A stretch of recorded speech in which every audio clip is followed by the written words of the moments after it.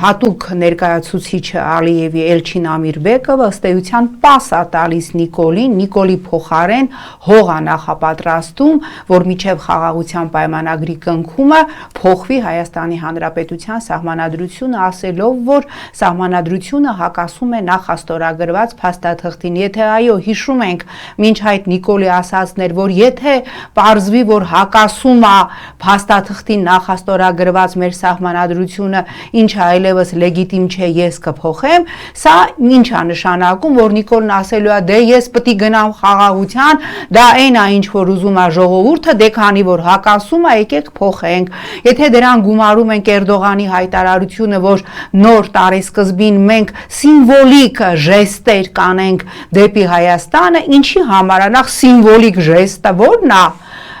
Խոսքը ոչ թե ռեալ քայլերի մասին է ստացվում, այլ ինչ որ սիմվոլիկ ժեստերի մասին, այս ամենը ընդհանրապես բոնուսներ են Նիկոլ Փաշինյանի ընտրական process-ից առաջ, ել չեմ խոսում արևմուտքի ուղղակի բաց տերորիստական հայտարարությունը Եվրոպական միության, որ ինչքան փող պետքա տալու ենք, ինչ պետքա անելու ենք,